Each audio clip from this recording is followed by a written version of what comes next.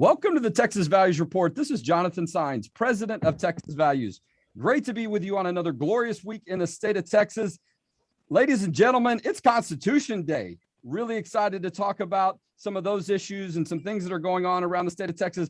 But I want to go straight to our guest because he has a very tight and demanding schedule. We're so excited that he had a little bit of time to talk to us today. Today on the Texas Values Report. And look, if you're watching on Facebook, share this, like it, get it into some groups because we're about to have a very important conversation. And that's because today we've got our Lieutenant Governor, Dan Patrick. Before serving as Lieutenant Governor when he was elected in 2014 and sworn into office in 2015, he also served in the Texas Senate. And for so many years, he has been one of the consistent faith and family champions for the work we care about most. Welcome back to the Texas Values Report, Lieutenant Governor Patrick.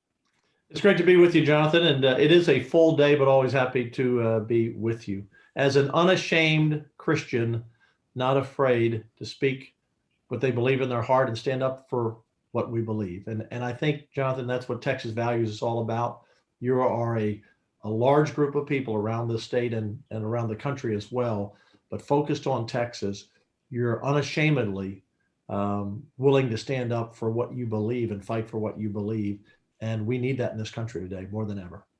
Well, we appreciate you. And look, I mean, speaking of the Constitution Day that we're celebrating and reflecting on today, we're going to cover three topics with the Lieutenant Governor if we've got enough time to do that. First, we're going to talk about the heartbeat law. Then we're going to talk about the special session, the third special called session that starts on Monday. And then we'll do in a little plug that the Lieutenant Governor is going to be speaking at our Faith and Family Forum next week in the Austin, greater Central Texas area. So txvalues.org to still get those tickets. Lieutenant Governor Patrick, a lot's been made over the past couple of weeks. And look, you've been a leader on the issue of life for so many years, particularly during your time in elective office in the Senate, but also in your role as Lieutenant Governor. We know that this session, which was the regular session earlier this year in January, you made it a priority for the heartbeat bill to be passed. It was passed by bipartisan support. It went into law, signed by Governor Abbott, and then went into effect a little over 2 weeks ago. Now the rest of the world knows about it. And we're so excited that we're now saving over 150 or about 150 lives every day. But your leadership was so key. I know you've got an opportunity over the past week to talk about how thankful you've been and how glad you've been to be able to see this go into effect. Yeah, Jonathan. So let me just tell all of the viewers where the foundation is. The foundation is in the Bible, that we are born in the image of God. God doesn't make mistakes. I believe that life begins at conception, as many do, but I also understand that some accept that the heartbeat is the key moment. And so we've fashioned this bill around the heartbeat. Politically and policy-wise, Jonathan, my roots began on this issue back long before I was ever in office, when I visited a crisis pregnancy center. And my wife and I began to contribute. Congressman McCall and I helped buy a sonogram machine for one many years ago, again, before I was involved in politics, because I saw the work that was happening and how lives were saved and lives were changed. So when I was elected to the Senate, I thought if I took that crisis pregnancy center concept of allowing a woman to see the sonogram, that it would save thousands of lives. So it took 4 years to convince enough members to vote for it. We passed it out, not on the Senate side, the Republicans, but we had to get it through the House. We eventually passed it in 2011. At that time, we had about 80,000 abortions a year in Texas, and now we're down to about 50 to 55,000 a year. So since that bill passed in 11, that has saved 20 to 30,000 lives every year, little Texans, as I call them. Now we take the next step. So many states, as you know, Jonathan, because you and I talked about this in the past, last session before, looking at the heartbeat bill. And in every state that we looked at, Jonathan, as you know, they were criminal penalties. They had gone to courts. They had lost in court. None of these laws had been able to actually stand. So we made a decision of, is there a better way, another way to address this issue? And Senator Brian Hughes, who has had an outstanding session passing the election security bill, the social media bill, stopping social media from banning topics like this or conservative issues, and also the critical race theory. Brian Hughes has been a real hero this session. I want to give him all the credit. he and his legal team, our legal team, some outside advice from lawyers, we looked at this and we said, let's sue the doctor. Let's not make this a criminal offense. Let's keep the state out of it. So now, if a doctor performs an abortion on a baby that they've detected a heartbeat, they can be sued up to $10,000 by any citizen in the state. And since that law passed, and Jonathan, this is what a lot of folks don't realize, we passed this bill out of the Senate in early April or mid-April. It passed the House in May. The governor signed it in June. And I think Planned Parenthood and all the abortion practitioners were just asleep at the wheel. They didn't take this bill seriously. And then it became law on September 1, as all bills that we pass do that don't have 2/3 vote. And suddenly they were awake and they went to court. The Supreme Court upheld this law, allowing it to stand. We just won another case, as you know, with a judge this week turning down a DOJ attempt to stop us. So if you look at 50,000 abortions a year in Texas to 55, or each year changes a little bit, that's about 1,000 a week. So this law has been in place for 2 weeks already. That means we've saved a couple of thousand lives because abortions have pretty much stopped in Texas because of our novel approach. We're going to have to continue to fight this. There will be more lawsuits, but we are in a very good place right now. Oh, look, and we've got a website, texasheartbeatlaw.com. Go to this website, texasheartbeatlaw.com. You can see an hourly sort of account ticker, if you will, keeping track of how many lives are being saved, because the abortion clinics, Lieutenant Governor Patrick, they're saying they're not even going to do them right now because they're concerned about the enforcement. The law's been upheld. It's at least gone through some key tests by the U.S. Supreme Court, whether it's the city of Portland or the Biden administration. We're calling this Biden versus babies. And, I got my money, if you will, or I believe the babies are going to continue to prevail. And they have, as you mentioned, over 2,000, if not 2,500, the numbers up of babies that have been saved. If you average those numbers of what usually happens in the state of Texas, it's been absolutely tremendous. And we've gone through some legal hurdles and it's continued to stay in effect. It's been resilient, but so much of the attention for us has been on recognizing those lives being saved. While some people are suing to have the ability to kill innocent human beings, to take the life of the baby in the womb, they've been moving forward. This law has been saving lives. It's been absolutely tremendous. And a lot of people in the pro-life movement, I've said this, right? Whatever role you played, you didn't even have to come to the Capitol. That matters. But whatever role you played has allowed us collectively to be at such a historic moment for law and life. Yes. And Jonathan, first of all, there was a Rasmussen poll out this week. That's a national poll, very respectable polling operation. 47% of Americans support the heartbeat bill. 41 or 42% were opposed to it. I think what's happening, Jonathan, on this bill, and I know we have very short time because of my schedule, I have to catch a plane, and I know we have other topics, but I just want to close this loop. On this call, on this interview, I know everyone watching live or on the recording or listening to it, they're pro-life, or I would say virtually everyone that's listening. There are people in this country that are kind of on the fence. They're not for abortion, but they're not sure, and sometimes, and I think what's going to happen, Jonathan, is, and it's in part because the left has made this great argument of confusing people. Well, there's no confusion about a heartbeat. So the fact that the other side is suing to stop us and will fight us, it's going to be out on the table for every American to think about this. That this is not just a group of cells that Planned Parenthood used to say, or whatever a doctor would say to someone coming in for abortion. It's a live human being with a heartbeat. Yeah, well, look, and that's what I think. Do we want to take a life from a tiny Texan that has a heartbeat? And I think most of America will say no.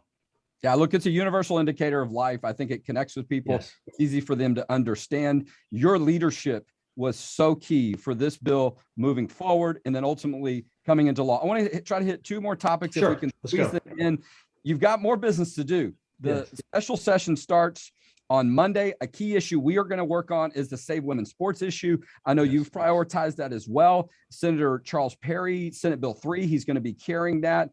Look, hopefully third time's a charm, right? The Senate's done its job. Now we got to get the House to get it done. But we're thankful for you putting that as a priority, continuing to show leadership. And we think we've got a great opportunity to get that done when y'all go back to work on Monday. Yeah. So as you know, and many of your followers and supporters, and again, all of your followers and supporters, what Jonathan just said is so important, how all of you have been involved to encourage us who stand on these these issues of life and family and faith. So I started with this issue with Senator Colcourse back in 17 about the transgender issue. We're not anti anyone, but we don't want that issue to override the rights of others. And we knew back in 17, and we passed the bill out in 17, and it was killed in the House at that time by the Speaker.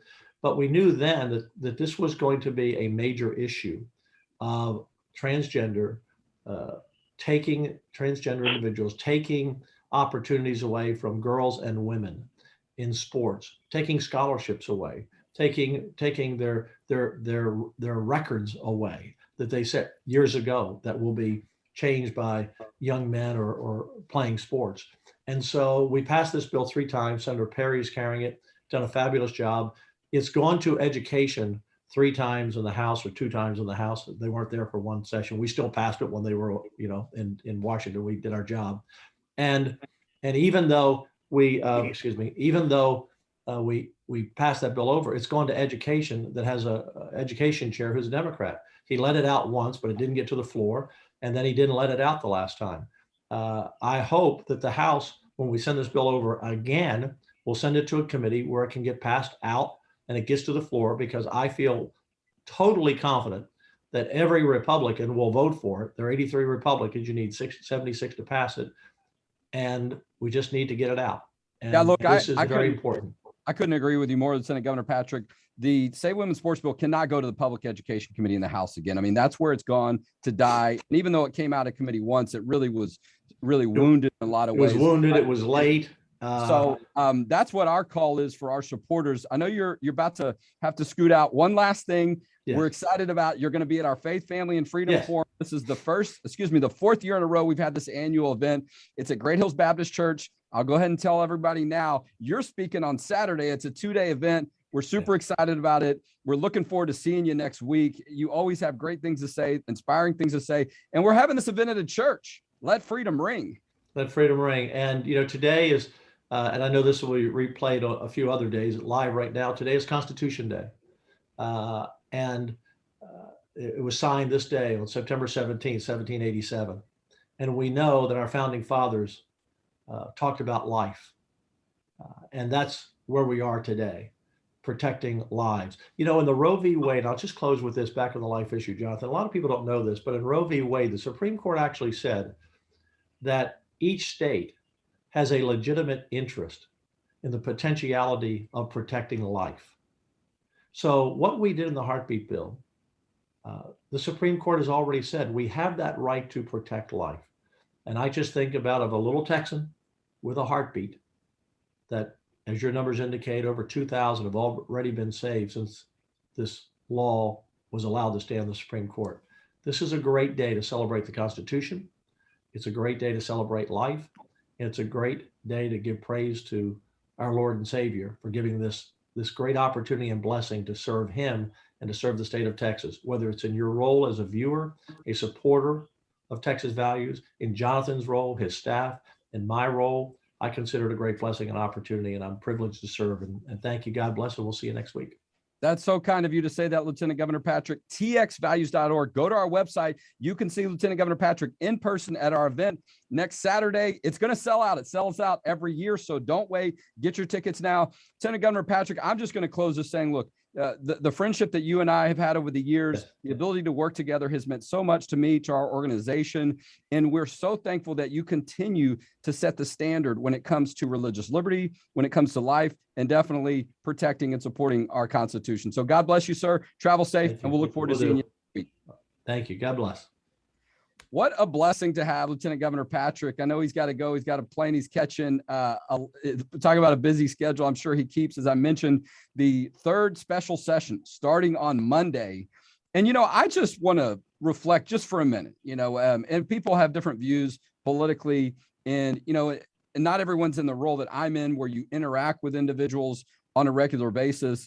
The lieutenant governor schedule, very demanding. Texas has the 10th or 9th largest economy in the world. People sometimes forget sort of the role that we play, not only in our national, but our world economy, meeting leaders, talking about business, talking about industry, finances, all of that. I mean, there's just so many different topics that Lieutenant Governor's office is involved in, and state elected officials are involved in, state executives and so on. But he makes time quite often to have these conversations with our group and others to remind people that he's also a person, that he cares about these issues, that he worked on many of them before he was in elective office. I consider it an honor too. That's why I'm so excited that he's going to be at our event, because a lot of times people don't get to have those conversations or hear them in person. So this is not a virtual event. This is not him being streamed in. He's going to be there on stage at Great Hills Baptist Church next week, txvalues.org. Get those tickets for our event, the Faith, Family, and Freedom Forum. The event will sell out. We do have discounts for veterans. We've got discounts for seniors. We just added that yesterday. I was at an event and somebody made that request, so we accommodated that. There's student discounts to make it affordable. We might be having a flash sale in the next day or two just to make it affordable for families that want to bring several people, maybe do some buy one, get one. We just want to get as many people in the door as we can to experience this event. We've got over 30 speakers. Okay. And we've got the governor. He's coming. All right. Lieutenant Governor, you already heard me mention that. Abby Johnson is going to be appearing at our private dinner. That's on Friday night. Danny Gokey. Okay. If you like Christian music and you're like, I'm not sure about this public policy stuff, but I'll come listen to some music and maybe I'll take in some of the information. Danny Gokey is one of the hottest Christian music artists right now. I mean, he's putting out hit after hit after hit. You might remember he made an appearance on American Idol. Tremendous personal story, losing his wife around that time. And now he's married and has a wonderful family. And so really want you to have a chance to experience all of it. And I'm just going to tell you, when we put an event like this together every year, there's a lot of details that we think about, because we want it to be a unique experience, but we want it to be something that you'll get in touch with some of the different issues. We've got Senator Brian Hughes, speaking of the heartbeat law. He is the author, the main author, the Senate author, if you will, on the Texas heartbeat law, since it's called Senate Bill 8. But Shelby Slauson, the House author, she did tremendous work on this as well. But Senator Brian Hughes is going to be there. And as a matter of fact, he's going to be on the first panel. So you better get there on time on Monday. You're not going to want to miss what he has to say about his experience, not only passing the law, but boy, has he been busy since then. He also helped pass the election integrity bill. That was a bill that he carried, as well as protecting against censorship on social media. And so we're going to be covering religious liberty. We're going to talk about the fact that there's a constitutional amendment election on November 2nd. The reason for that was because we passed a constitutional amendment during the legislative session. We're going to be talking about the sports issue, the gender modification issue. All of those are going to be covered from not just me and a couple of members of my team. Let me bring up my graphic here. Okay. You're not going to even be able to see all of them on this. All right. Over 30 speakers. All right. Some of the brightest minds. We've got Texas Supreme Court Justice Jimmy Blacklock, Texas Supreme Court Justice John Devine. We've got people that are part of issue groups, Americans United for Life, Students for Life of America, Susan B. Anthony list. We've got pastors. You ever heard of a cowboy church? Okay, is that not Texan or what? All right, so we've got the leader of the cowboy churches is going to be there and talk about how important it was to have legislation so that churches could stay open. And I sort of mentioned our headliners, Lieutenant Governor Patrick, Governor Abbott, Abby Johnson. She was on the show a couple of weeks ago. She spent a good bit of time demonstrating her support for the heartbeat law. And she goes around the country, speaking a lot of different things. And, just a really interesting and unique, if not one of a kind experience, right? She worked at Planned Parenthood. She was one of their leaders, the largest abortion industry and entity that I'm aware of in our country, if not the world. And she switched sides, if you will. She saw the light. Okay. She saw these things happening and said, this isn't right. And a lot of people like her, maybe not aware of what the baby looks like in the womb. I'm sure many people the past couple of weeks didn't realize that at such an early stage, a baby has a heartbeat. Right. And so I want you to have this experience. And the regular price is $35. It includes lunch on Saturday. It's a 2-day event. Okay. Friday afternoon, 1 to 5. Saturday, 10 to 4. It might go a little bit longer. We're trying to accommodate some of the schedules of elected officials that are in town for a special session. But this is some of the best investment you're going to make. And when we put an event together like this, we try to make it different than the year before. Okay. So this is the 4th year in a row. So I'm just trying to think of some speakers like Beth Stelzer, who leads the Save Women's Sports movement.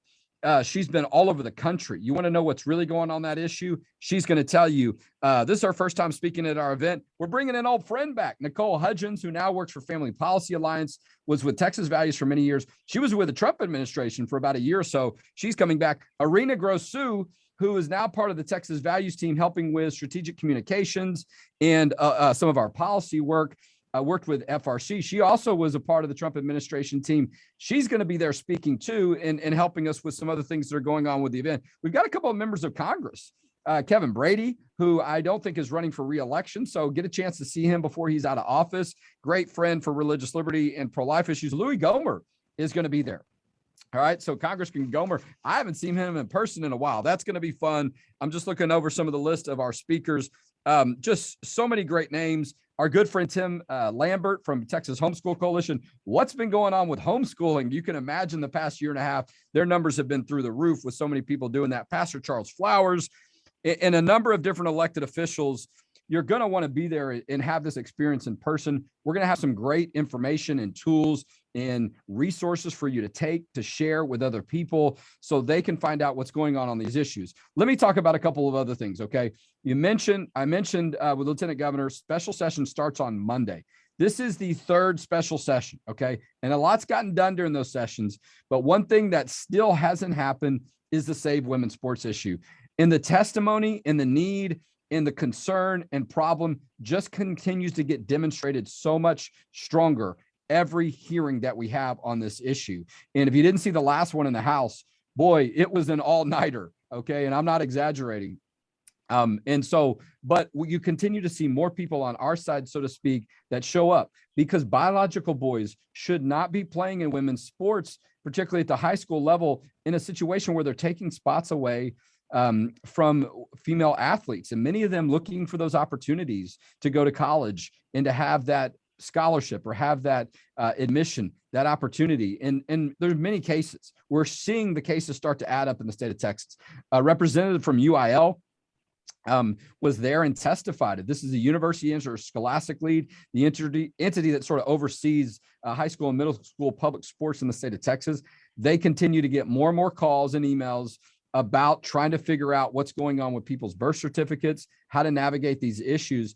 And it's a concern. All right. And we've already seen that the NCAA has backed off this issue. They sort of tried to say, oh, we're not going to have events in states that have these common sense laws. So they backed off of that. We knew it probably wasn't a real threat to begin with. But so there's a lot that's changed on this issue, even in the past 9 months. Hopefully the third time is a charm, but the real key is what happens in the House. The Senate's taking care of business. And I think a lot of that has to do with the leadership from Speaker Dave Phelan. A member of his team came to a meeting we were at on this issue. There's been some things sort of behind the scenes that where some support has been demonstrated, but a lot of people feel like, look, if it's going to get done, that usually is a recognition that that's something the speaker's in favor of or would play a role in. And, Governor Abbott's been clear. This is a priority. Lieutenant Governor Patrick's been clear. I think the missing link or what we need to see next is some of that more demonstrated support from the leadership in the House, including Speaker Phelan. And that means he's in the position to decide what committee this bill goes to. It cannot go to public education. That's where it's gone to die. Even though I mentioned it came out once, it was severely wounded and likely changed a lot, or it was going to be leading forward.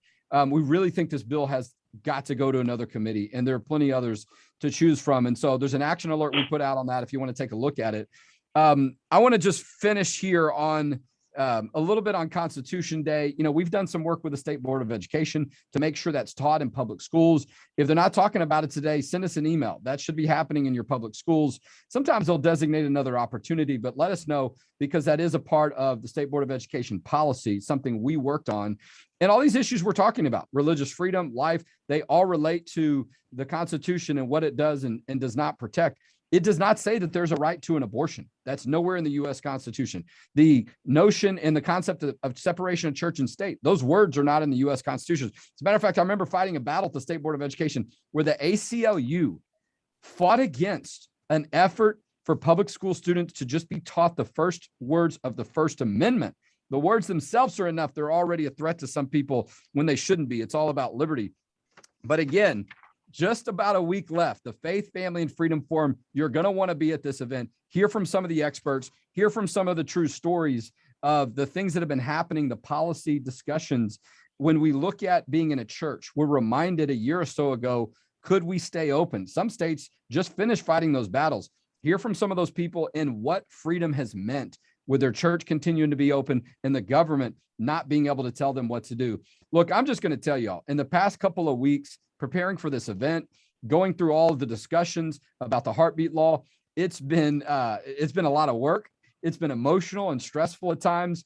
Pray for our team, because we know we're doing the right thing, but the work has been really heavy, but we know that it's been changing hearts and minds and saving lives. Please consider making an investment. We've got a team of 12 people.